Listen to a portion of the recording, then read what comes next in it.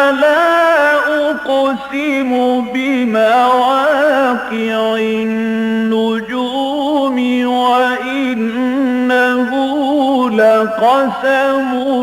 لو تعلمون عظيم إنه لقرآن كريم في كتاب مكنون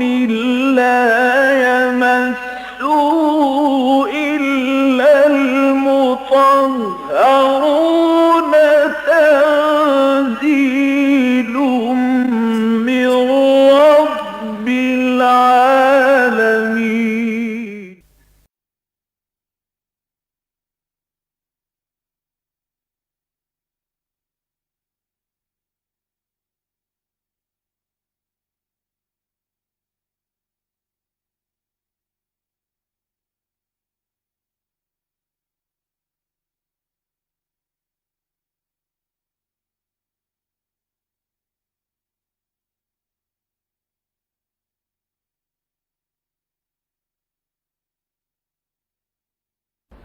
اعوذ باللہ من الشیطان الرجیم بسم اللہ الرحمن الرحیم وبکفرہم وقولہم علی مریم بہتانا عظیما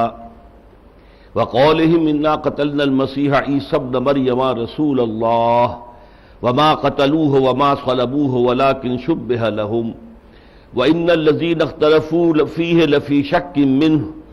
ما لهم به من علم الا اتباع الظن وما قتلوه یقینا بل رفعه اللہ الیہ وکان اللہ عزیزا حکیما وإن من أهل الكتاب إلا ليؤمنن به قبل موته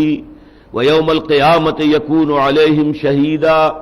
فبظلم من الذين هادوا حرمنا عليهم طيبات أحلت لهم وبصدهم عن سبيل الله كثيرا وأخذهم الربا وقد نهوا عنه وأكلهم أموال الناس بالباطل وأعتدنا للكافرين منهم عذابا أليما لكن الراسخون في العلم منهم والمؤمنون يؤمنون بما أنزل إليك وما أنزل من قبلك والمقيمين الصلاة والمؤتون الزكاة والمؤمنون بالله واليوم الآخر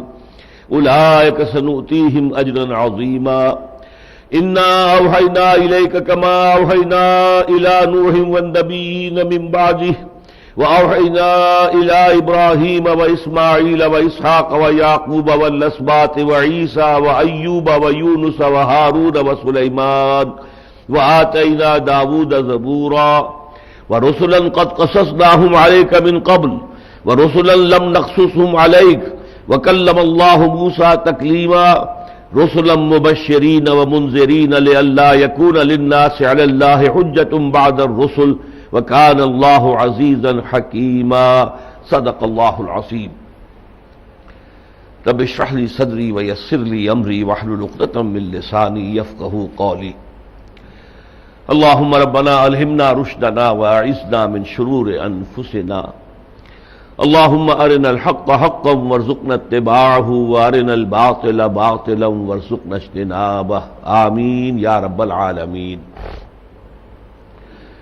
سورہ نساء میں چھٹے پارے کے آغاز سے جو مضمون شروع ہوا ہے،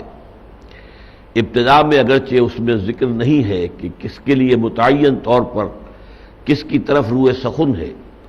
لیکن ہم دیکھ چکے ہیں کہ اس میں بھی اصلاً جو روح سخن ہے وہ منافقین کی طرف ہے، اس لیے کہ منافقین جو ہیں ان کے تعلقات تھے یہود کے ساتھ۔ مدینہ کے منافق جو ہیں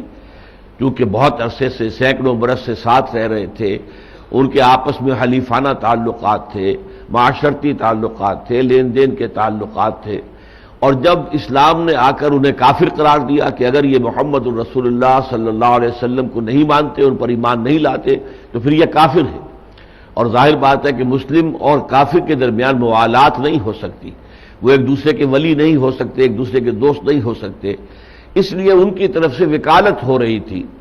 کہ یہ یہودی آخر میں ان مشرکین مکہ کی طرح تو نہیں ہے جو بتوں کو پوجتے تھے، یہ لوگ تو خدائے واحد کو مانتے ہیں، توحید پر ان کا عقیدہ ہے، پھر یہ کہ انبیاء اور رسول کو بھی مانتے ہیں، بعض کو نہیں مانتے، چلیے یہودی عیسیٰ کو نہیں مانتے اور حضور کو نہیں مانتے صلی اللہ علیہ وسلم، اور جو عیسائی ہیں وہ حضور کو نہیں مانتے، تو اس سے کیا فرق واقع ہوتا ہے؟ ایک تو یہ کہ توحید مشترک ہے، دوسرے رسالت کا معاملہ بھی مشترک ہے، محض یہی ہے نا کہ کسی کو مانا کسی کو نہ مانا، اور تیسرے یہ کہ وہ آخرت کے بھی وہ قائل ہیں، لہذا ہمیں ان کے ساتھ نرمی کرنی چاہیے، انہیں بھی اسی طریقے سے کافر قرار دے دینا یہ درست نہیں ہے۔ یہ تھی ان کی پلی، یہ تھی ان کی دلیل اور یہ تھی ان کی اپیل۔ اس کے جواب میں بغیر ان سے براہ راست تعرض کیے ہوئے، بظاہر یہ ظاہر نہیں کیا گیا کہ ہم کس کے بارے میں گفتگو کر رہے ہیں، لیکن جو اصولی باتیں آ گئی تھیں جو ہم پڑھ چکے ہیں کہ ان الذین یکفرون باللہ ورسلہ ویریدون ان یفرقوا بین اللہ ورسلہ ویقولون نؤمن ببعض ونکفر ببعض ویریدون ان یتخذوا بین ذلک سبیلا اولئک هم الکافرون حقا واعتدنا للکافرین عذابا مہینا۔ یقیناً جو لوگ کفر کرتے ہیں اللہ اور اس کے رسولوں کا، کس شکل میں؟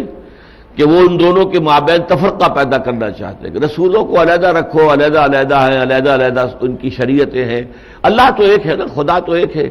کسی نے اسے پرماتما کہہ دیا، پرمیشور کہہ دیا، مہادیو کہہ دیا، کسی نے اللہ کہہ دیا، رحمان کہہ دیا، رحیم کہہ دیا، کسی نے گاڈ کہہ دیا، کسی نے خدائے گاہ کہہ دیا، اس کی کیا فرق واقع ہوتا ہے؟ تو میں اس کی پوری تفصیل پچھلی مرتبہ بیان کر چکا ہوں کہ اکبر کا فتنہ بھی یہی تھا دین الہی کا، پھر راجہ رام موہن رائے کی طرف سے اٹھا ہوا برہمو سماج بھی یہی تھا، گاندھی کی طرف سے بھی وحدت ادیان کا جو فلسفہ آیا تھا وہ بھی یہی تھا، جس میں کہ بدقسمتی سے مولانا ابوالکلام آزاد جیسی عبقری شخصیت بھی شریک ہو گئی۔ دوسرا ان کا یہ تھا کہ کچھ رسولوں کو مانتے کچھ کو نہیں مانتے، تو بنیادی طور پر رسالت کے منکر تو نہیں ہے نا۔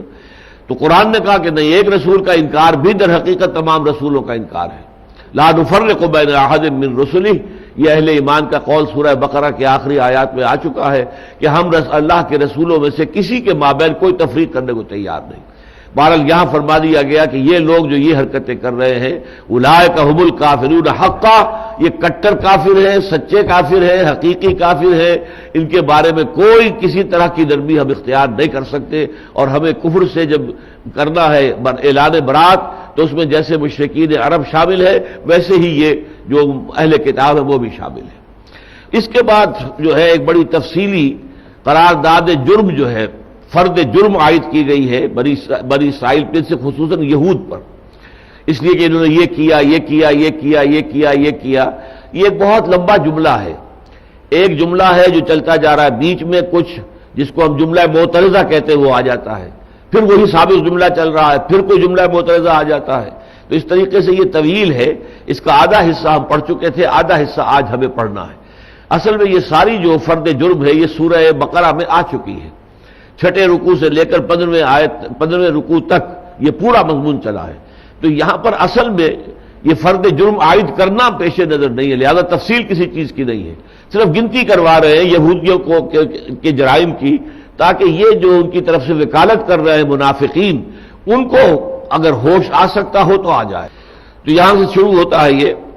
یسألک اہل الکتاب ان تنزل علیہم کتابا من السماء فقد سألوا موسیٰ اکبر من ذلک۔ یہ اہل کتاب ہے نبی آپ سے مطالبہ کر رہے ہیں کہ آپ ان پر ایک کتاب آسمان سے نازل کریں، لکھی ہوئی کتاب۔ اصل میں یہ یوں سمجھیے کہ ان کا جو اصل ہدف تھا، حملہ تھا، اس پر تھا کہ قرآن مجید کتابت شدہ شکل میں حضور پر نازل نہیں ہوا، جبکہ حضرت موسیٰ علیہ السلام کو جو احکام عشرہ ہیں 10 کمانڈمنٹس وہ پتھر کی تختیوں پر کندہ کر کے دیے گئے تھے، تو انہوں نے کہا کہ ایسے ہی جیسے ان کو دیا گیا تھا آپ کو بھی کوئی آسمان سے اتار کر دکھائیں کتاب۔ فرمایا فقط سالو موسیٰ اکبر من ذالک، تو اے نبی آپ پریشان نہ ہو، یہ لوگ جو ہیں بدطینت لوگ ہیں، جب انہیں وہ معلوم ہو گیا کہ یہ جو ان کو دی گئی ہے کتاب تورات وہ اس طرح لکھی ہوئی بھی ہے، تو وہاں انہوں نے ایک اور مطالبہ کر دیا۔ انہوں نے موسیٰ تو اس سے بھی کہیں بڑھ کر مطالبہ کیا تھا موسیٰ سے علیہ الصلوۃ والسلام، فقالوا ارنا اللہ جہرۃ، تو انہوں نے کہا تھا اچھا ہمیں اللہ دکھاؤ عیاناً، تم کہتے ہو اللہ سے بات ہوئی، ہم کیسے مان لیں کہ اللہ سے بات ہوئی، ہمیں بھی دکھاؤ اللہ۔ فاخذتهم الصاعقۃ بظلمهم، تو ان کے اس ظلم اس گناہ کی پاداش میں انہیں ایک کڑک نے آ پکڑا۔ ثم اتخذوا العجل من بعد ما جاءتهم البینات، پھر اس کے بعد کہ ان کے پاس واضح تعلیمات آ گئی تھی انہوں نے بچڑے کو معبود بنا لیا۔ فعفونا عن ذلک، تو تو لیکن ہم نے پھر بھی انہیں معاف کیا اس کے باوجود. وَآتَيْنَا مُوسَىٰ سُلْطَانًا مُبِينًا، اور موسیٰ کو تو ہم نے بہت واضح سند عطا کی تھی. یعنی ان کے پر جو معجزے ان پر نازل ہوئے ہیں، 9 معجزے تو وہ تھے جو بنی اسرائیل ابھی مصر میں تھے کہ دیکھ چکے تھے. پھر ان کی نگاہوں کے سامنے سمندر پھٹا ہے عصا کی ایک ضرب سے، پھر عصا کی ایک ضرب سے 12 چشمے جو ہے وہ ایک چٹان سے بہہ نکلے ہیں. تو یہ سارے معجزات انہوں نے دیکھے ہیں، اس کے باوجود جو ہے یہ ان پر ایمان نہیں لائے، اور انہوں نے مطالبہ کیا کہ ہمیں اللہ کو دکھاؤ عیاناً. وَرَفَعْنَا فَوْقَهُمُ الطُّورَ، اور ہم نے ان کے اوپر طور کو اٹھا لیا تھا، معلق کر دیا تھا. بِمِيثَاقِهِمْ، جبکہ ان سے ہم عہد لے رہے تھے، قول و قرار لے رہے تھے. وَقُلْنَا لَهُمْ ادْخُلُوا الْبَابَ سُجَّدًا، اور ہم نے ان سے کہا تھا کہ دروازے میں فاتح کی حیثیت سے داخل ہو تو سروں کو جھکائے ہوئے داخل ہونا. وَقُلْنَا لَهُمْ لَا تَعْدُوا فِي السَّبْتِ، پھر ہم نے انہیں یہ بھی حکم دیا تھا کہ ہفتے کے احکام کے اندر کوئی زیادتی نہ کرنا. وَأَخَذْنَا مِنْكُم مِيثَاقًا غَلِيظًا، اور ہم نے ان سے عہد لے لیا تھا بہت گاڑھا، بہت پختہ میثاق. اب یہاں سے چل رہا ہے وہ جملہ فَبِمَا نَقْضِهِمْ مِيثَاقَهُمْ، تو بسبب اس کے کہ انہوں نے اپنے عہد کو اور قول و قرار کو توڑا.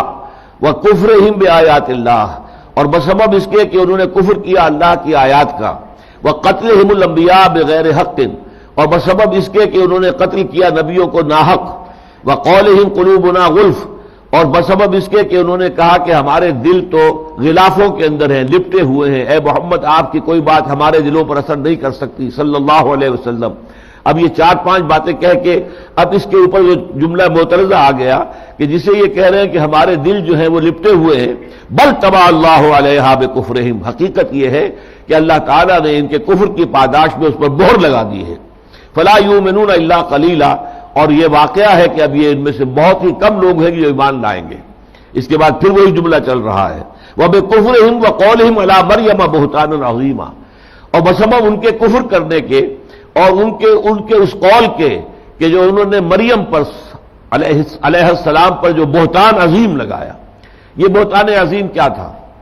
یہ بہتان عظیم یہ تھا کہ حضرت مریم سے زنا کا ارتکاب ہوا ہے، اور حضرت مسیح جو پیدا ہوئے ہیں تو ولد الزنا ہیں. یہ الزام جو ہے ابتدا میں نہیں لگایا گیا، اس لیے کہ جیسے کہ قرآن مجید نے واضح کر دیا ہے سورہ مریم کے اندر کہ جب حضرت مریم حضرت عیسیٰ کو اپنی گود میں لیے ہوئے آئی ہیں واپس، وہ دور چلی گئی تھی قوم سے علیحدہ جا کر، اور وہیں ان کے جو ہے تو وہ ایک بیابان میں ایک کھجور کے درخت کی جڑ کے ساتھ لگ کر، جو وضع حمل کا معاملہ تھا آپ کو معلوم ہے کہ اس وقت عورت کو کسی شے کو مضبوطی کے ساتھ پکڑ لینا ہوتا ہے اور شدت جو درد کی ہوتی ہے اسے برداشت کرنے کے لیے. تو اس وقت وہاں پر جو ہے حضرت عیسیٰ علیہ السلام کی ولادت ہوئی. اور پھر یہ کہ حضرت مریم کو ایک تو یہ کہ جو درد ذہ ہے وہ خود بہت بڑا ہے، پھر یہ فکر لاحق تھا کہ میں کیا کروں گی، یہ میں اس بچے کو لے کر اپنی قوم میں واپس جاؤں گی تو میں کیا منہ دکھاؤں گی، کیا کہیں گے لوگ، کیسے مانیں گے کہ یہ میرے کسی زنا کا یا غلط حرکت کا نتیجہ نہیں ہے، بلکہ یہ تو اللہ تعالیٰ کی طرف سے خاص القاء ہوا ہے مجھے کلمہ اس کا، اور اس کے نتیجے میں یہ میرا حمل ٹھہرا تھا، تو کون مانے گا اس کو. تو یہ جو ایک یوں سمجھیے کہ ایک فکر اور ایک غم اور ایک رنج، تو اس وقت پھر یہ ہے کہ جو حضرت مسیح علیہ السلام تھے ان کے گویا کے نیچے، تو انہوں نے پکار کر کہا کہ امی آپ پریشان نہ ہو، یہ جو اعتراضات وغیرہ ہوں گے اس کا جواب میں دے لوں گا. لہذا حضرت عیسیٰ کو لے کر جب وہ واپس آئیں اور لوگوں نے کہا یا مریم لقد جئت شیئا امرا، یہ تو بہت بری حرکت تم کر لی ہو، یہ تم نے ایسا کام کیا ہے، نہ تمہاری ماں کوئی بدکار عورت تھی نہ تمہارا باپ کوئی برا آدمی تھا. ماں کانا ابو کا امرا سوء وما کانت امک بغیہ، یہ کیا ہے، کیا کیا تم نے، یہ تم نے زنا کیا، تمہاری تو شادی ابھی ہوئی نہیں تھی. اچھا، اس میں جو انجیل کا جو موقف ہے متی کی انجیل کا وہ یہ ہے کہ حضرت مریم کا رشتہ ہو گیا تھا، یہ یوسف نجار ایک بڑھئی تھے یوسف بنی اسرائیل میں سے یہودی، تو ان سے رشتہ ہو گیا تھا لیکن ابھی شادی نہیں ہوئی تھی. ایک روایت یہ ہے کہ نکاح ہو گیا تھا ابھی رخصتی نہیں ہوئی تھی، لیکن رخصتی سے پہلے اگر کوئی تعلق زن و شوہ ہوتا ہے تو ظاہر بات ہے کہ وہ تو پھر زنا ہے. تو لہذا چونکہ ابھی تک رخصتی نہیں ہوئی تھی یا شادی نہیں ہوئی تھی بالفعل، لہذا اب سوال یہ تھا کہ یہ بچہ پھر کہاں سے آ گیا، یہ تو کوئی ناجائز تعلق کے نتیجے میں آیا ہے. اس پہلو سے اللہ تعالیٰ نے ان کی طرف سے اپنی برات کا اعلان کر دیا، حالانکہ پنگوڑے میں تھے. ہم کیسے بات کریں اس سے، کیف نکلم من کان فی المہد صبیا، اے مریم تم کہتی ہو کہ یہ بتائے گا تمہیں، اشارہ کر دیا فاشارت الیہ، قالوا کیف نکلم من کان فی المہد صبیا، جو ابھی گود کے اندر ہے، بچہ ہے، ہم کیسے بات کریں اس سے، یہ کیسے بتائے گا؟ تو وہ اپنے اس گود میں پنگھوڑے کے اندر سے بولے ہیں حضرت عیسیٰ، بچے، وہ چھوٹے سے بچے، وہ معصوم سا بچہ، انی عبد اللہ آتانی الکتاب وجعلنی نبیا، میں اللہ کا بندہ ہوں، اللہ نے مجھے کتاب عطا فرمائی ہے، یعنی انجیل جو ابھی عطا ہونی ہے لیکن پیشگی جو ہے خبر دے رہے ہیں، اور اس نے مجھے نبی بنایا ہے، وجعلنی نبیا وجعلنی مبارکا اینما کنت واوصانی بالصلاۃ والزکاۃ ما دمت حیا، اور اس نے مجھے مبارک قرار دیا ہے جہاں کہیں بھی ہوں گا، جس حال میں بھی ہوں گا، اور مجھے وصیت کی ہے اس نے کہ نماز اور زکوٰۃ کے نظام کو قائم کروں۔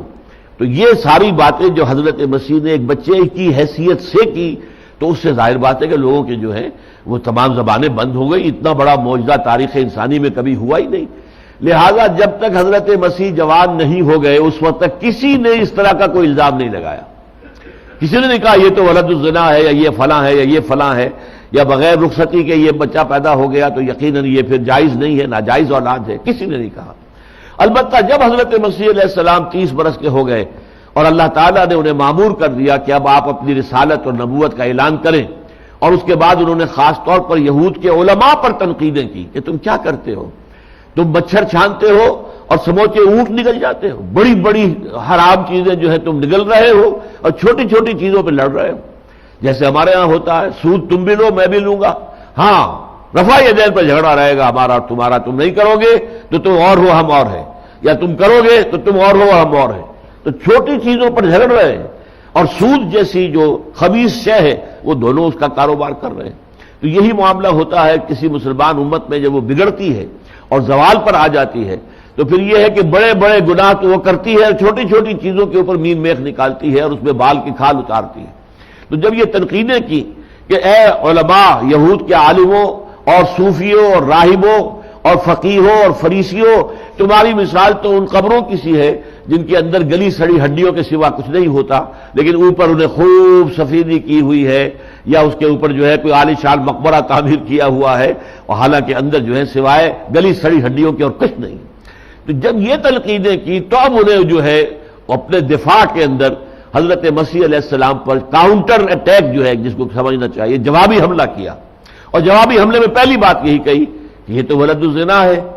یہ تو یوسف نجار کا بیٹا ہے، لیکن یوسف نجار کا بیٹا ہونے کا ناطے سے یہ اس لیے ولد الزنا ہے کہ ابھی مریم کی اور یوسف نجار کی شادی تو ہوئی نہیں تھی جبکہ اس کی ولادت ہوئی ہے،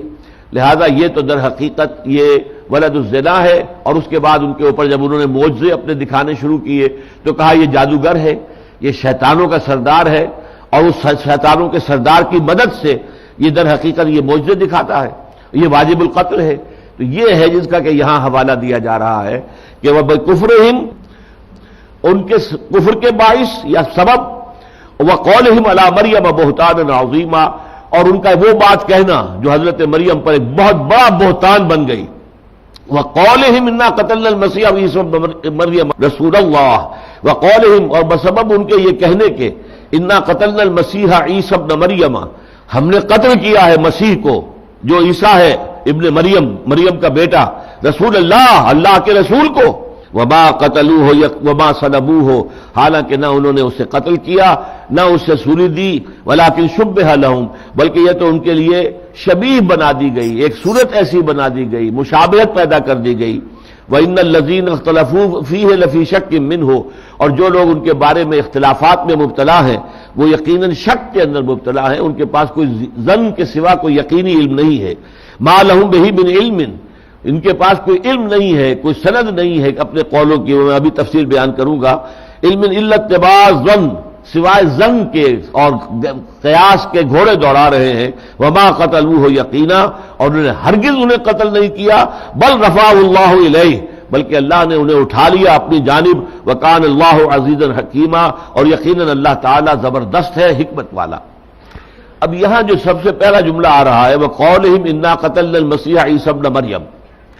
اور بسبب ان کے یہ کہنے کے کہ ہم نے قتل کر دیا عیسیٰ کو جو مسیح ہے ابن مریم ہے، اس کے بعد جو الفاظ آئے ہیں رسول اللہ، یہ ان کا قول نہیں ہے، بلکہ یہ پھر وہی جملہ معترضہ ہے۔ اچھا، ان کا کہنا یہ ہے کہ انہوں نے اللہ کے رسول کو قتل کیا ہے، اتنا بڑا دعویٰ، اللہ کے رسول کو قتل کر سکتے ہیں؟ حالانکہ وہ ظاہر بات ہے اگر اللہ کا رسول مانتے انہیں تو کیوں قتل کرتے؟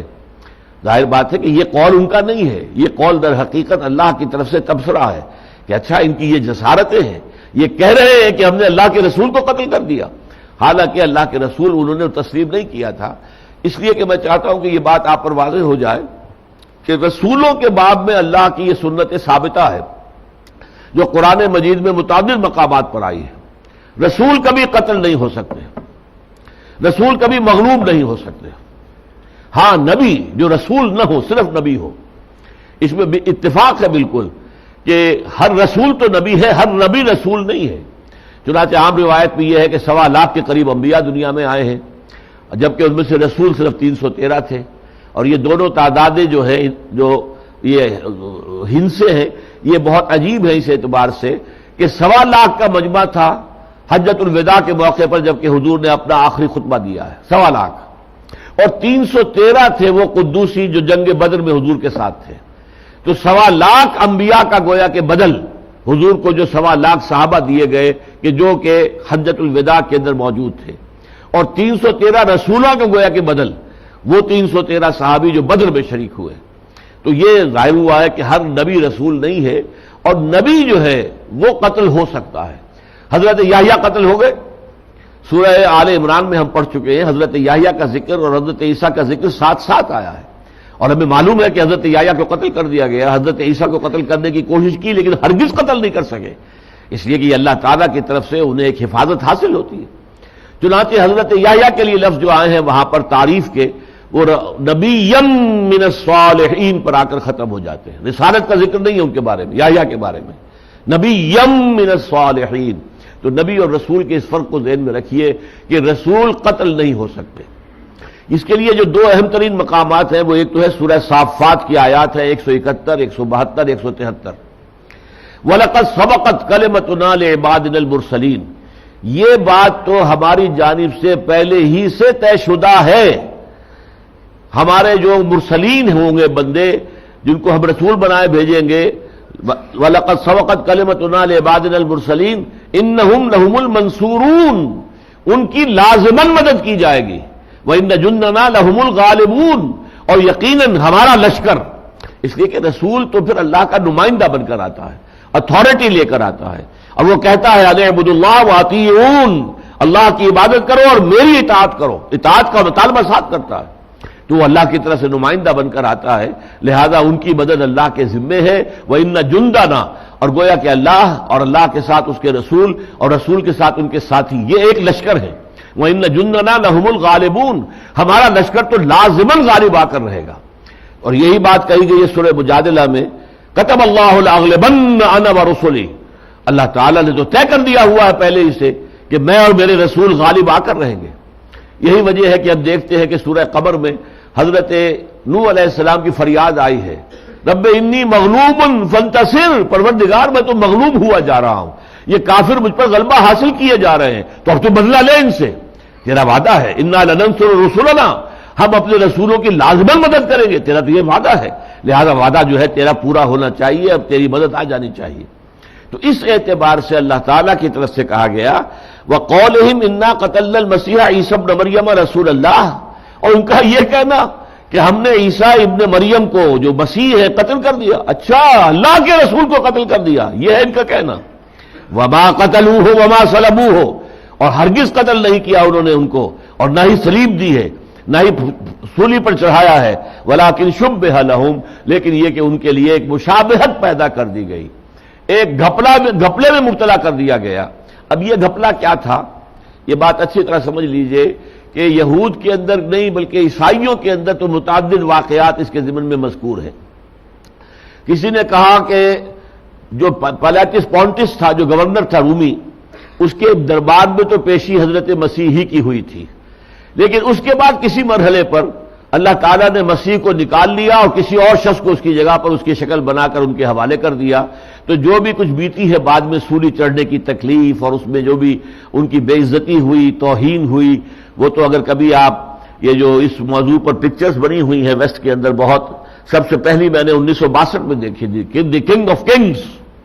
بادشاہوں کا بادشاہ حضرت مسیح علیہ الصلوۃ والسلام، تو بڑی عمدہ پکچر تھی۔ اور چونکہ مجھے انجیل سے شغف رہا ہے،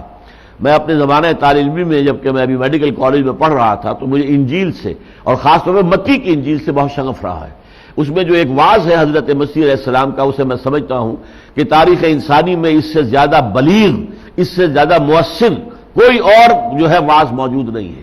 اس کی وجہ کیا ہے؟ حضور نے تو واعظ کہے ہی نہیں، حضور تو جہاں جاتے تھے اللہ کی کتاب پیش کرتے تھے، اس سے بہتر کلام تو کوئی ہو ہی نہیں سکتا۔ ان خیر الحدیث کتاب اللہ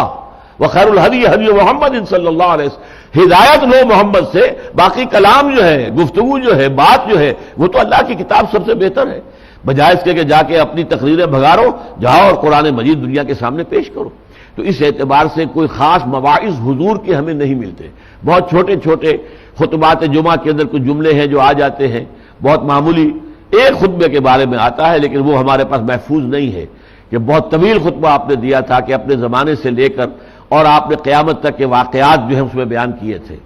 لیکن یہ کہ اس کی ہمارے پاس ریکارڈ موجود نہیں اس خطبے کا، کہیں کسی حدیث کی کتاب میں اس کی تفصیلات موجود نہیں۔ لیکن حضرت مسیح کا جس کو کہتے ہیں پہاڑی کا واعظ، سرمن آف دی ماؤنٹ، تو یہ جو کوہ زیتون ہے یروشلم کے اندر، بیت المقدس کے اندر، اس پر چڑھ کر آپ نے وہ واعظ دیا تھا۔ واعظ جیسے کہ حضور نے سب سے پہلا جو عوامی واعظ کہا تھا یا تقریر کی تھی وہ کوہ صفا پر کھڑے ہو کر کی تھی، اسی طریقے سے یہ کہلاتا ہے سرمن آف دی ماؤنٹ، اور بہت عظیم ہے۔ بہرحال میں نے اس زمانے میں تحقیق کی تو حضرت مسیح کے بارے میں یہ عیسائیوں کی رائے بھی ایک نہیں ہے۔ بعض کے خیال میں وہ سولی چڑھے ہی نہیں،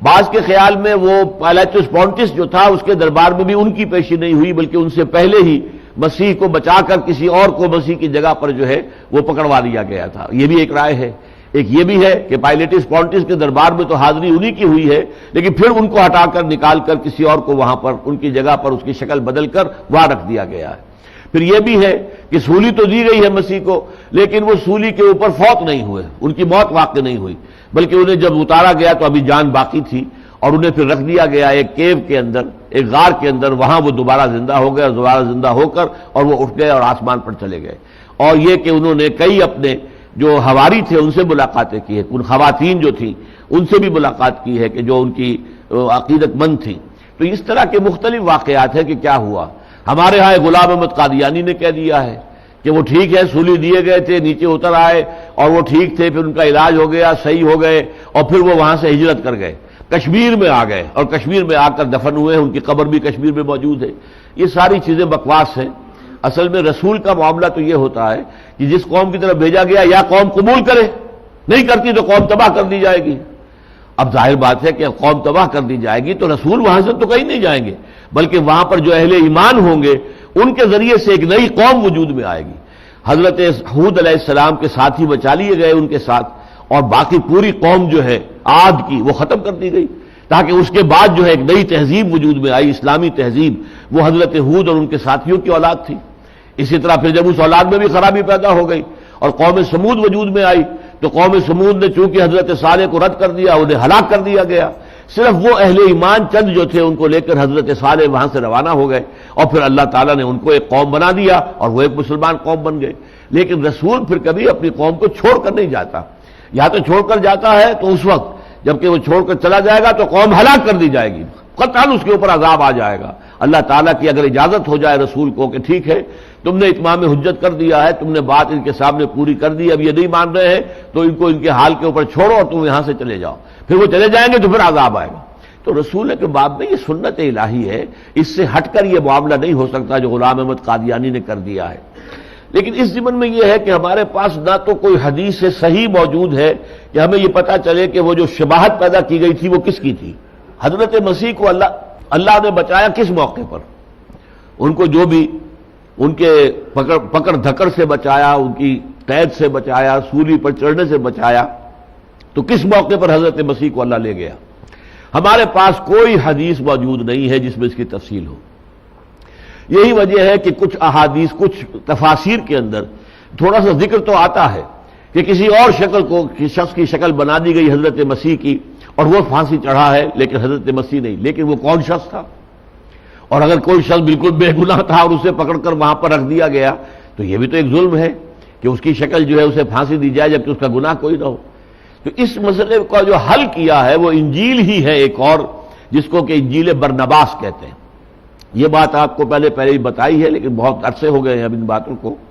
کہ انجیلیں 104 ہیں دنیا میں. ان میں سے 4 کو یہ مستند مانتے ہیں، کینونیکل بائبلز، کینونیکل قانونی، جو قانونی ہے مستند ہے. وہ تو ہیں 4،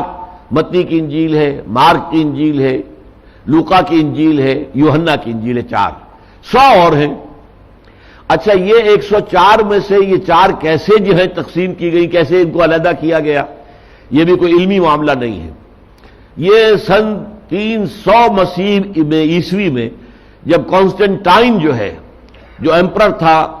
رومی سلطنت کا، وہ جب عیسائی ہو گیا ہے، اس کے بعد پھر یہ عقائد مرتب ہونے شروع ہوئے. اب سرکاری مذہب ہو گیا ہے، اب بڑے بڑے سرکاری علماء جو ہے وہ عیسائی ہیں.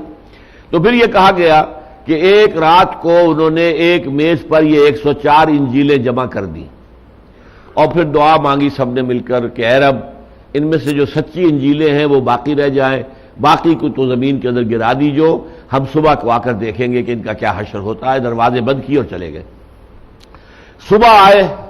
اب یہ الفاظ میں آپ کو سنا رہا ہوں پروفیسر یوسف سلیم چشتی مرحوم کے، کہ رات کو کوئی چوہے جو دوڑتے رہے ہوں گے، ان چوہوں کی دوڑ سے 100 انجیلیں تو نیچے گر گئیں، 4 رہ گئیں. تو جو 4 میز پر تھی انہوں نے آ کے چوم لیا ان کو کہ بس یہ کینونیکل ہے، یہ اللہ کی طرف سے غیبی طور پر فیصلہ ہو گیا ہے کہ یہ 4 انجیلیں ہی اصل ہیں. باقی بھی برقرار رہی ہیں لیکن انہیں اپوکریفل کہتے ہیں، غیر مستند انجیلیں. اپوکریفل یہ ہے کینونیکل. اچھا اپوکریفل کے اندر ایک برنباس کی انجیل بھی ہے، اور برنباس جو ہے وہ حضرت مسیح کے حواریین میں تھے، یہ سب مانتے ہیں، لیکن ان کی انجیل کو جو ہے وہ کینونیکل نہیں مانتے. یہ انجیل بھی برآمد ہوئی ہے 1800 کچھ میں. یہ کسی پوپ کی لائبریری سے اس کا نسخہ نکل آیا، وہ نسخہ وہاں سے کسی طرح باہر نکل آیا، پھر اس کو چھاپ دیا گیا،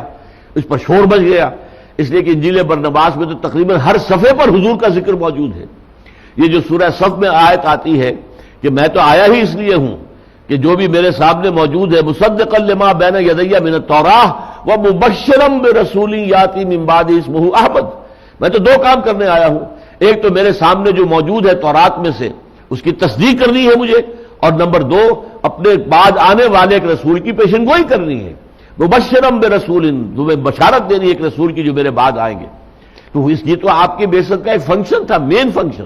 لہذا وہ بات صحیح معلوم ہوتی ہے کہ برنباس کی انجیل جو ہے پڑھی جائے تو معلوم ہوتا ہے کہ تقریباً ہر صفحے پر حضور کا ذکر موجود ہے. انہوں نے قصہ جو ہے وہ بیان کیا ہے، اب وہ آپ سن لیجئے. جب یہودیوں کی جو اونچی عدالت تھی ہیڈرین، جہاں پر کہ ان کے بڑے بڑے جو ہیں صوفیاء، بڑے بڑے علماء اور بڑے بڑے فقہا بیٹھتے تھے، وہاں پر کائفاس جو ہے، کائفاس وہ تھا ان کا سب سے بڑا مجاور سمجھ لیجئے، سب سے بڑا صوفی، مفتی، فقیہ جو چاہے کہہ لیں. اس کی صدارت میں اجلاس ہوا اور کہا کہ حضرت مسیح کو اب قتل کر دیا جائے،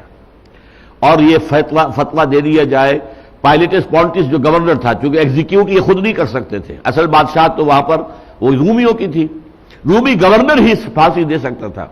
لیکن ان کے درمیان طے یہ تھا کہ مذہبی معاملات میں رومی جو ہے دخل نہیں دیں گے یہودیوں کے، اور یہودیوں کا جو یہ اونچا ادارہ ہے اسی کے فیصلے پر عمل کریں گے. لہذا اسے یہ فتویٰ بھیج دیا گیا کہ ہمارا مطالبہ ہے کہ مسیح کو، عیسیٰ ابن مریم کو صلیب دے دی جائے. اس پر حضرت مسیح روپوش ہو گئے، اپنے 12 حواریین کے ساتھ روپوش ہو گئے. ایک باغ کے اندر وہ روپوش تھے، اور عام طور پر رومی انہیں پہچانتے نہیں تھے، رومیوں سے کوئی سروکار نہیں رہا تھا، رومیوں کے خلاف انہوں نے کوئی بات بھی نہیں کی تھی. تو اصل جو طاقت تھی رومی وہ انہیں پہچانتے نہیں تھے، اور یہ چھپے ہوئے تھے ایک باغ کے اندر. اس باغ میں پھر ان کے ایک حواری نے غداری کی، لیکن یہ غداری بھی ایک خاص قسم کی غداری ہے، وہ میں بعد میں بتاؤں گا کہ وہ کیا تھی. آخری جو ہے جسے لاسٹ سپر کہتے ہیں، رات کو کھانا انہوں نے اپنے 12 حواریین کے ساتھ کھایا، اور ساتھ ہی کہہ دیا کہ آج کی رات تم میں سے ایک مجھے بٹرے کرے گا، مجھ سے غداری کرے گا. اچھا اب یہ شخص کون تھا؟ یہ جیوڈاس، یہودا کو انگریزی میں لکھتے جیوڈاس اسکیریوٹ. یہ اصل میں زیلوٹس میں سے تھا. اب یہ بھی آپ کو بتانا پڑے گا زیلوٹس کس بلا کا نام ہے. اصل میں رومیوں کے خلاف ایک انڈر گراؤنڈ موومنٹ موجود تھی یہودیوں کے اندر کہ وہ اندر ہی اندر تیاریاں کر رہے تھے بغاوت کرنے کی، اور وہ اسلحہ تیار کرتے تھے، پہاڑوں کی کھوؤں کے اندر جا کر رہتے تھے، اور وہیں پر زیر زمین انہوں نے کارخانے بنا رکھے تھے جس میں کہ تلواریں اور ڈھالیں وہ ڈھالتے تھے۔ یہ زیلوٹس کہلاتے ہیں، جو تیاری میں تھے کہ ہمیں ایک روز بغاوت کرنی۔ انہی میں سے ان کے سردار کا بڑا مقرب تھا یہ جو برابا ڈاکو جسے کہا گیا ہے، وہ اصل میں وہ ڈاکو ایسا ہی تھا جیسے کہ نواب امیر محمد خان کو کہتے ہیں کہ وہ ڈاکو تھا، یہ پندارے جو کہلاتے ہیں، حقیقت میں وہ فریڈم فائٹر تھا، انگریز کے خلاف لڑ رہا تھا۔ بعد میں یہ کہ اسے مجبوراً صلح کرنی پڑی، پھر اسے ایک ریاست دے دی گئی جو ٹونک کی ریاست کہلاتی ہے، پھر وہ سیٹل ہو گیا۔ تو یہ جو بیرابس یہ ان کا لیڈر تھا زیلوٹس کا، اور اس کا بہت مقرب ساتھی تھا جیوڈاس، یہ بڑا عالم تھا، کتابوں سے واقف تھا اور بہت مخلص تھا۔ اس نے حضرت مسیح کا کچھ واعظ سنے، کچھ ان کی تقریریں سنی، کچھ قریب ان کی صحبت میں بیٹھا تھوڑے دن، پھر اس نے کہا کہ میں مسیح کے ذریعے سے رومی سلطنت کو ہلاک کروا دوں گا، تباہ کروا دوں گا۔ تو وہ اپنے سردار کی اجازت سے حضرت مسیح کے حواریین میں جا کے شامل ہوا، حضرت مسیح کے سامنے پیش ہو کر اپنی اسناد پیش کی، دیکھیے میں فلاں زبان بھی جانتا ہوں، میں یہ بھی جانتا ہوں، میں وہ بھی جانتا ہوں، میں آپ کا بہت سا کام کر سکتا ہوں، آپ مجھے اپنے حواریین میں شریک کر لیا۔ آپ نے حضرت مسیح نے فرمایا ٹھیک ہے۔ اب یہ وہ شخص ہے، اصل میں اسے یہ یقین تھا کہ اگر حضرت مسیح ایک دفعہ بددعا دے دیں گے رومیوں کو تو رومی سلطنت ختم ہو جائے گی۔ اس درجے یقین کامل تھا اسے حضرت مسیح علیہ السلام کی نبوت اور رسالت پر، اور انہیں معجزے دیکھے تھے اس نے کہ آپ نے ایک مردہ شخص سے کہا قبر میں سے نکلا اور وہ نکل آیا، ایک شخص جو ہے وہ ابھی لاش پڑی ہے کہا قم باذن اللہ اور وہ کھڑا ہو گیا۔ اسی طریقے سے کہ اپنے گارے سے بنایا، یہ سارے معجزات سورہ آل عمران میں ہم پڑھ چکے ہیں۔ اپنے گارے کا ایک پرندہ بنایا، اس میں پھونک ماری اور وہ اڑتا ہوا پرندہ بن گیا۔ تو احیاء موتا اور خلق حیات جو ہے یہ تو اللہ تعالیٰ کے خاص کام ہے، یہ معجزے بھی اللہ نے انہیں عطا کیے۔ تو اسے یقین تھا کہ ایک دفعہ یہ قرض کر دیں، اگر ایک دفعہ یہ بددعا دے دیں گے سلطنت روما کو تو وہ ختم ہو جائے گی، لیکن یہ بددعا دیتے نہیں تھے۔ اب اس نے سوچا کہ اگر انہیں کوئی ذاتی تکلیف پہنچے گی تب تو بددعا دیں گے نا۔ اس خیال کے تحت اس نے حضرت مسیح کو گرفتار کروایا۔ وہ اسی رات وہاں سے جب یہ کھانا وانا ختم ہو گیا تو حضرت مسیح نے کہا کہ اب جاگو، یاد کرو، اللہ کا ذکر کرو، اور خود آپ بھی ایک باغ میں کوٹھڑی سی تھی جس میں یہ کھرپے ورپے کسیاں وغیرہ رکھی ہوتی ہیں، باغات کے اندر کوٹھڑیاں ہوتی ہیں ایسی، اس کوٹھڑی کے اندر آپ چلے گئے، آپ بھی اللہ کی عبادت کے اندر مشغول ہو گئے۔ اس وقت یہ اٹھ کر گیا، کھسک گیا وہاں سے، اور جا کر رومیوں سے کہا کہ میں پکڑوا سکتا ہوں مسیح کو اس وقت، کیونکہ گویا کہ اس وقت حضرت مسیح اشتہاری ملزم تھے، ان کے بارے میں طے ہو چکا تھا کہ انہیں سولی دی جائے گی، لیکن وہ رپورٹ سے مل نہیں رہے تھے، تو میں پکڑوا سکتا ہوں حضرت مسیح کو۔ لہذا وہ لے کر آیا سپاہیوں کو، رومی سپاہیوں کو، باغ کے باہر کھڑے ہو کر کہا کہ چند منٹ یہاں انتظار کرو، میں اندر جاؤں گا پہلے، پھر جب تم داخل ہونا تو میں جس سے بھی کہوں کہ اے ہمارے آقا، اے ہمارے استاد، پکڑ لینا اس کو، بس وہی مسیح ہے۔ اب ہوا کیا کہ یہ اندر داخل ہوا تو باقی سارے 11 حواری سو رہے تھے، حضرت مسیح تھے نہیں۔ اب یہ کوٹھڑی میں گیا تو حضرت مسیح تھے۔ اب عین اسی وقت جب یہ کوٹھڑی میں داخل ہوا، اس کوٹھڑی کی چھت پھٹی، 4 فرشتے نازل ہوئے، حضرت مسیح کو اٹھا کے لے گئے۔ اب یہ حیران پریشان ششدر، اور اس کی شکل اسی وقت تبدیل کر دی گئی حضرت مسیح کی۔ اسے کیا پتا، اگر میری شکل تبدیل کر دی جائے تو جب تک کوئی آئینہ میرے سامنے نہ آئے مجھے کیا پتا چلے گا کہ میری شکل اب وہ نہیں ہے جو پہلے تھی، اسے پتا ہی نہیں، اور شکل جو ہے تبدیل کر دی گئی۔ اب یہ گھبرا کر باہر نکلا تو وہ 11 حواری جو سو رہے تھے وہ اٹھے، اے ہمارے آقا کیا معاملہ ہے، اے استاذ کیا معاملہ ہے، اور اسی وقت جو ہے وہ فوجی رومی داخل ہو گئے اور پکڑ لیا اسی کو کہ یہی ہے وہ آقا۔ اب یہ چیختا چلاتا رہا، لیکن اب کورس وہ رومی چھوڑنے والے تو نہیں تھے، تو وہ شخص ہے جو سولی دیا گیا۔ پائلیٹس پونٹس کے دربار میں بھی اس کی حاضری ہوئی ہے، پھر سولی اور کانٹوں کا تاج اس کے سر پر رکھا گیا ہے، پھر جو صلیب کھچوائی گئی ہے کہ اپنے کندھے پر اٹھا کے چلو، یہ ساری تشدد جو ہوا اس پر ہوا اور وہ صلیب دیا گیا ہے۔ یہ ہے اصل کہانی کہ جو برنباس نے بیان کی ہے، اور اس میں بات سامنے آ جاتی ہے، چاہے وہ مخلص کتنا بھی تھا اس نے غداری کی تھی، اس میں کوئی شک نہیں۔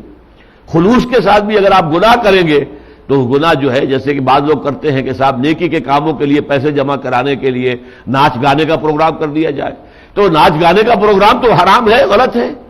لہٰذا اگرچہ آپ کی نیت چاہے یہ ہو کہ ہمیں ریڈ کراس کو چندہ دینا ہے یا کہ مسجد کی تعمیر کے لیے پیسے جمع کرنا ہے، تو اس نیت کا کوئی اثر نہیں ہوگا. آپ کا وہ گناہ تو گناہ رہے گا. نیت کا سارا معاملہ نیکی میں ہوتا ہے، نیکی کے کام میں ہے کہ جو بھی آپ نے کام جو کیا ہے، اگر وہ نیک کام جو ہے نیک نیتی سے ہے تو اللہ کے یہاں قبول ہوگا. لیکن کوئی گناہ نیک نیتی سے کیا گیا ہو تو اس کی ظاہر بات ہے کہ اس کی سزا سے آپ بچ نہیں سکتے. لہذا وہ شخص واقعتاً اس قابل تھا کہ سولی دیا جائے. البتہ یہ کہ بعد میں عیسائیوں نے یہ کہانی گھڑی ہے کہ اس شخص کے اوپر شدید ندامت طاری ہوئی جب سولی ہو گئی حضرت مسیح کی. ان کے خیال کے مطابق پھر اس نے پھانسی لے لی، ایک درخت کی شاخ سے لٹک گیا اور رسی کے باندھ کر، اور اس نے اپنی گویا کہ خودکشی کر لی. لیکن یہ کہ بات صحیح معلوم ہوتی ہے وہی جو کہ حضرت برنباس، کیونکہ وہ حواری تھے، حضرت مسیح علیہ السلام کے حواریوں میں سے ایک تھے، اور ان کی لکھی ہوئی انجیل ہے یہ. باقی انجیلیں جو ہیں وہ تو تقریباً 100 برس بعد لکھی گئی ہیں، لیکن یہ حواری ہیں حضرت برنباس جو ہیں.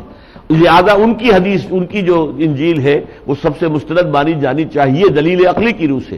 لیکن وہ جو انہوں نے کھیل کیا تھا کہ رات کو جمع کر کے 104 انجیلیں میز کے اوپر رکھ دیں اور یہ کہ اب صبح آ کے دیکھیں گے جو بھی میز پر رہ جائیں گی وہ کینونیکل ہوں گی، یہ ایک علیحدہ معاملہ ہے. بہرحال یہ ہے جس کو قرآن کہہ رہا ہے وما قتلوہ، نہ انہوں نے اسے قتل کیا، وما صلبوہ، اور نہ صلیب دی یعنی سولی پر چڑھایا، ولکن شبہ لہم، بلکہ ان کے لیے معاملہ مشتبہ کر دیا گیا، مشابہت پیدا کر دی گئی، ایک شخص کی صورت اور شکل ان کی سی بنا دی گئی. وَإِنَّ الَّذِينَ اخْتَلَفُوا فِيهِ لَفِي شَكٍّ مِّنْهُ، اور جو لوگ ان کے بارے میں اختلافات کر رہے ہیں کہ مسیح جو ہے سولی چڑھے لیکن مرے نہیں، بلکہ یہ کہ اتر گئے پھر ان کا علاج ہو گیا،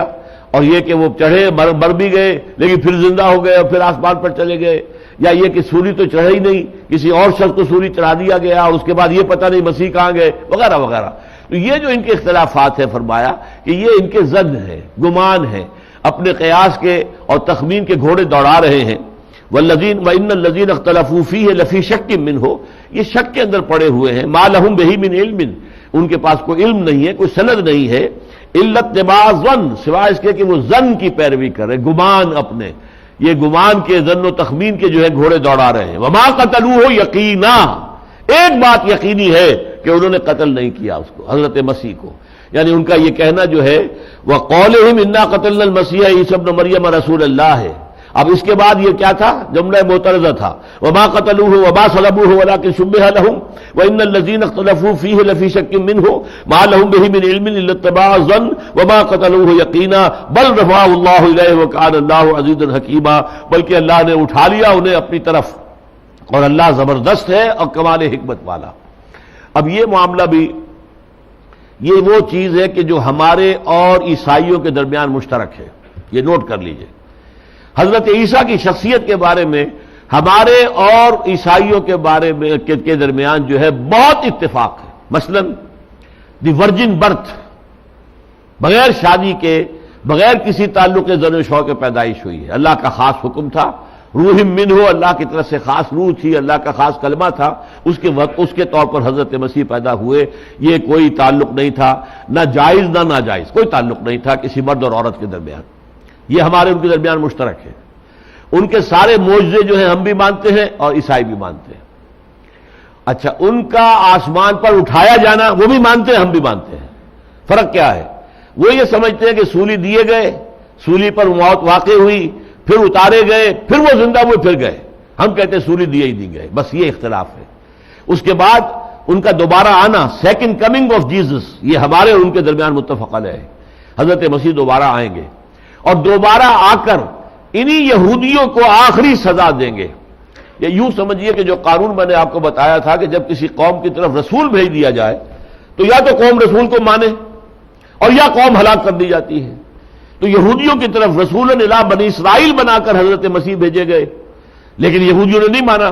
چند لوگ، تو ساری قوم نے تو رد کر دیا. بلکہ جیسا کہ میں نے کہا ان کی شان میں گستاخی کی، حضرت مریم کی جو ہے اس قدر بے حرمتی کی ہے اور کس قدر گھناؤنا الزام ان پر لگایا وغیرہ وغیرہ. لیکن یہ کہ اب اس کا مطلب کیا تھا کہ یہود کو ختم ہو جانا چاہیے تھا. یہ اللہ کی کوئی خاص حکمت ہے کہ اللہ نے اس مقدمے کو وہی روک دیا، جسے آپ کہتے ہیں کہ یہ جو ہے اپنی جگہ پر یہ فریز کر دیا گیا معاملہ.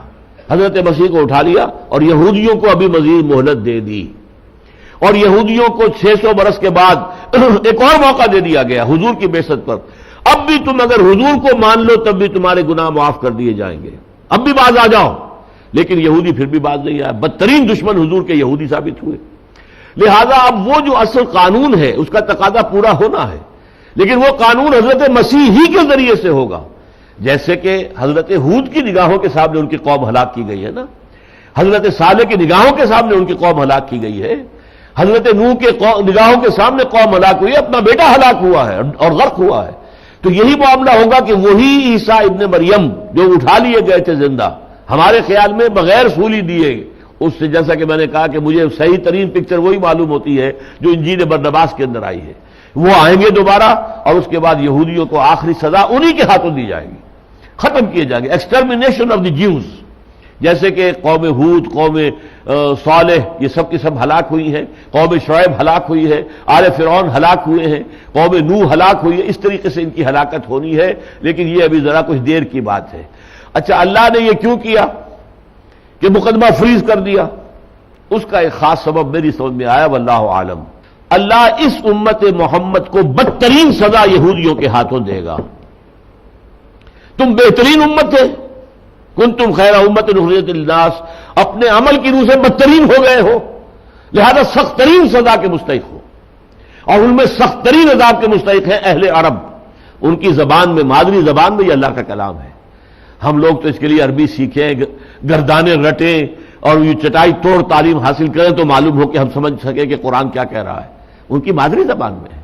پھر بھی انہوں نے کہیں بھی اخلاق کے نظام کو، قرآن کے نظام کو قائم نہیں کیا، تو ان سے بڑا باغی، ان سے بڑا ناہنجار، ان سے بڑا سرکش، ان سے بڑا شیطان کوئی نہیں ہے دنیا میں اس وقت۔ لہذا ان کو جو سزا ملے گی اسے کہتے ہیں to add insult to injury, to add insult to injury. ان کے ہاتھوں ان کو جو سزا آئے گی وہ یہودیوں کے ہاتھوں آئے گی جو ملعون ہیں، مغضوب علیہم ہیں، اس قوم کے ہاتھوں جو ہے ان کو اصل سزا ملنی ہے، اور وہ زیادہ دور نہیں ہے، بہت قریب آئی ہوئی ہے۔ بہت جلد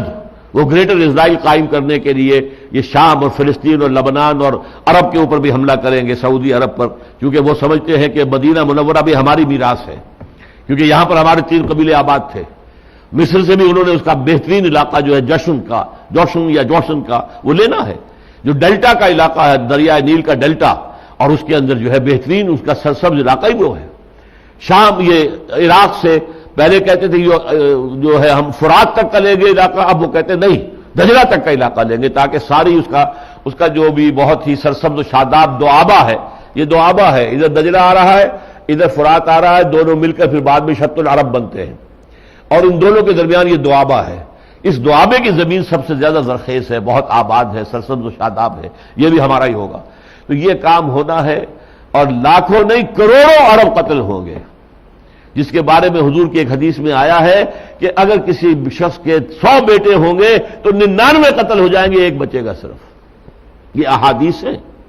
کتاب الملاحم، احادیث کی کتابوں میں جو ابواب ہے ملاحم، جنگیں جو ہونے والی ہیں، ان میں جو الملحمۃ العظمیٰ ہے،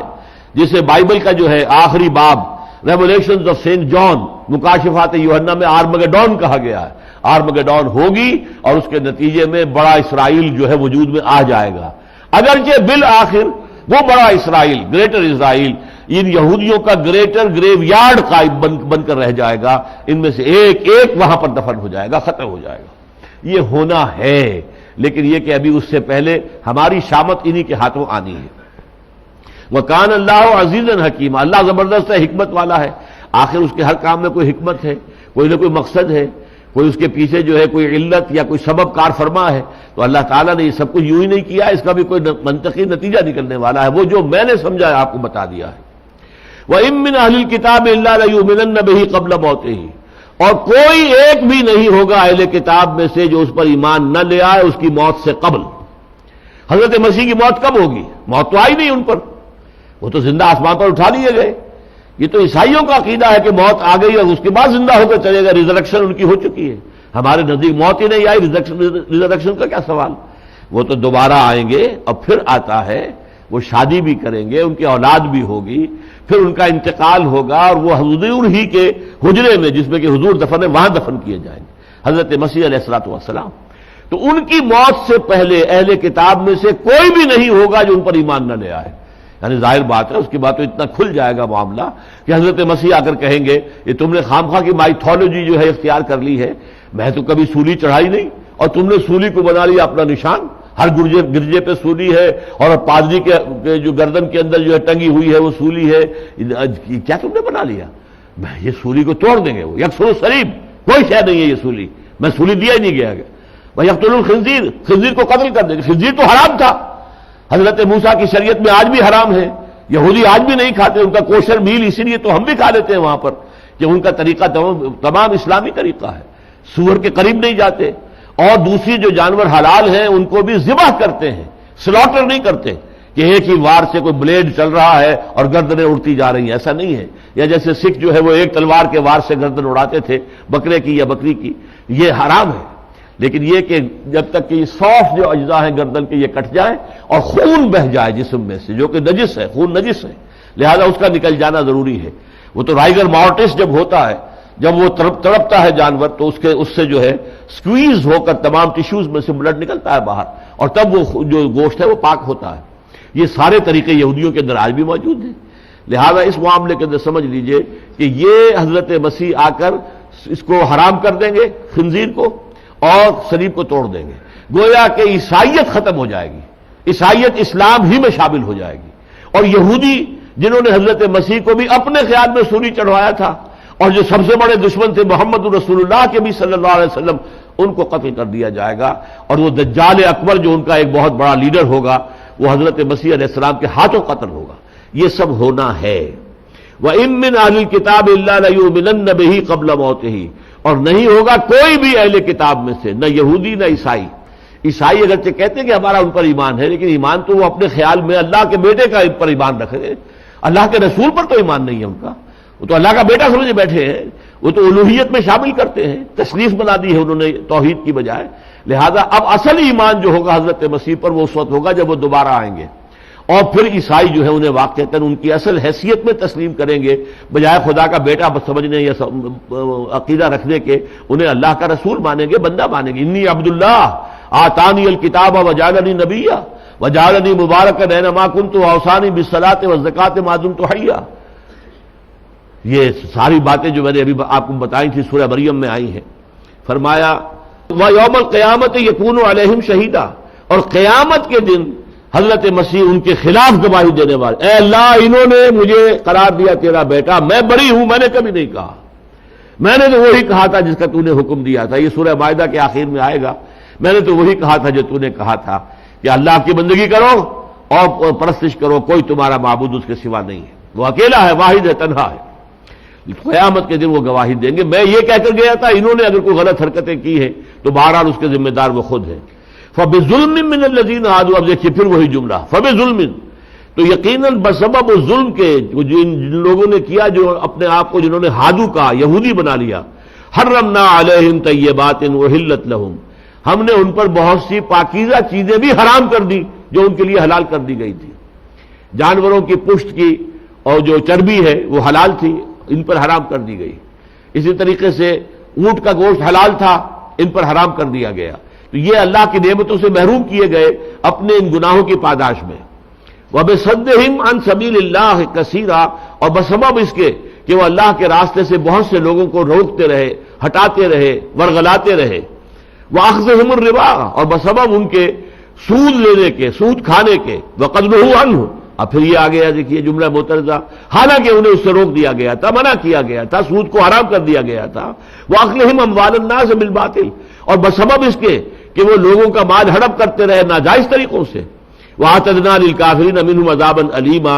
اور ہم نے یقیناً ایسے کافروں کے لیے زبردست اور نہایت رسوا کن اور دردناک عذاب تیار کر رکھا ہے. یہ ایک جملہ ہے جو یہاں آ کر ختم ہوا ہے.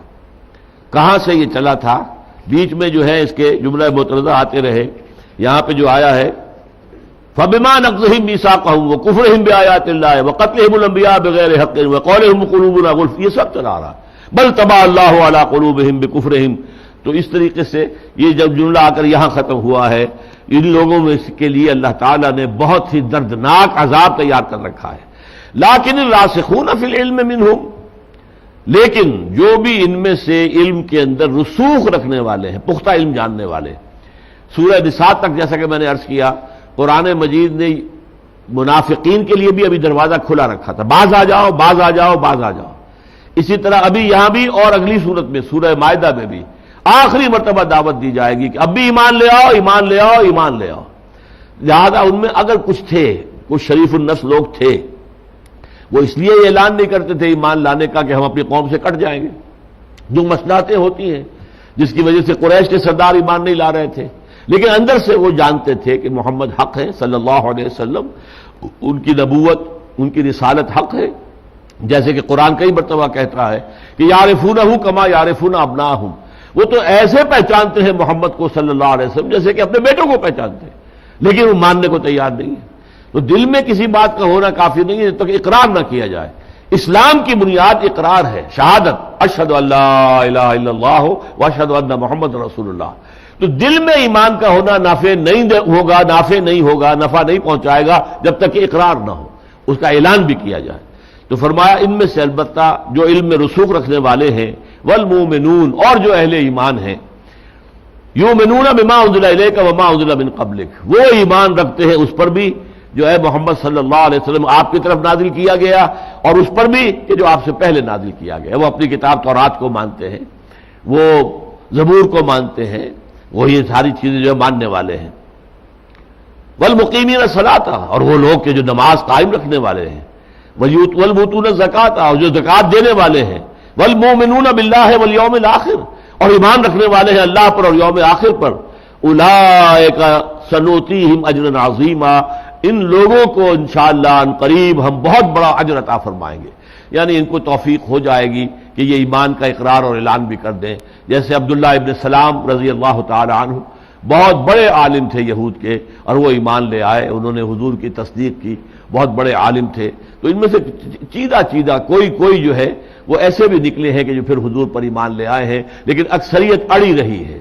اکثریت جو ہے وہ اپنے کفر کے اوپر اڑی رہی ہے، تو اس کے جو بھی سزا ہے ان کو ابھی ملنے والی ہے۔ وہ اگرچہ ان کے ہاتھوں مسلمانوں کو خصوصاً عربوں کو بہت بڑی سزا پہلے ملے گی، تاکہ جیسا کہ میں نے کہا تھا to add insult to injury, یہ مولانا اسلائی صاحب فرمایا کرتے تھے کہ وہ چونکہ راجپوت تھے نسل کے اعتبار سے، وہ کہتے تھے کہ ہمارے ہاں راجپوتوں میں رواج یہ تھا کہ اگر کوئی راجپوت نوجوان کوئی بہت غلط اور گری ہوئی حرکت کرتا تھا تو اس کو جوتے لگواتے تھے چمار کے ہاتھ میں، یعنی راجپوت کے سر کے اوپر جوتا پڑ رہا ہے، اگر راجپوت ہی کا جوتا ہے تو چلو جوتا تو ہے اور کوئی بے عزتی تو نہیں نا، تکلیف تو ہے، لیکن چمار کے ہاتھ میں جوتا لگ رہا ہے، یہ ہے to add insult to injury. وہ جو چوٹ لگ رہی ہے وہ اپنی جگہ پر ہے، یہ انسلٹ جو ہے کہ ایک چمار کے ہاتھوں جو ہے جوتا لگ رہا ہے۔ اسی طریقے سے یہودی جو مغضوب علیہم ہیں، وہ جو ملعون ہیں، لعن الذین کفروا من اہل الکتاب علی لسان داؤد وعیسی ابن مریم، لعنت کی گئی ہے ان پر حضرت داؤد کے ذریعے سے، حضرت عیسیٰ ابن مریم کے ذریعے سے، مغضوب علیہم ہیں، وباءوا بغضب من اللہ کے غضب کے اندر گر گئے ہیں۔ لیکن ان کے ہاتھوں جو ہے اس وقت آپ دیکھ رہے ہیں کس طرح شیر بنا ہوا، اور شیرون جو ہے وہ شیر بنا ہوا، جو چاہے کرے جو چاہے کہے، کوئی پرواہ نہیں، امریکہ کی پرواہ نہیں، کسی درجے میں پرواہ نہیں، وہ اس لیے کہ وہ تو وکیل کی حیثیت سے بیٹھا ہوا یونائٹڈ نیشنز میں، یونائٹڈ نیشنز کی جنرل اسمبلی ہو یا اس کی جو ہے سیکورٹی کونسل ہو، اگر وہ اسرائیل کے خلاف کوئی بھی جو بھی کوئی قرارداد پاس کرتی ہے ریزولوشن، ویٹو کر دیتا ہے فوراً امریکہ۔ کتنے ویٹو کیے ہیں اس نے، کوئی عمل نہیں ہو سکتا۔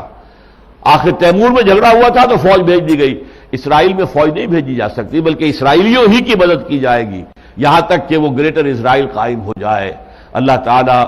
ہمیں بچائے اس سے کہ ہم اس عذاب کے اندر مبتلا ہو جائیں، اور اللہ تعالیٰ توفیق دے ہمیں کہ ہم توبہ کریں اور اپنے رب کو راضی کر لیں۔ بارک اللہ لی و لکم فی القرآن العظیم ونفعنی وإیاکم بالآیات والذکر الحکیم۔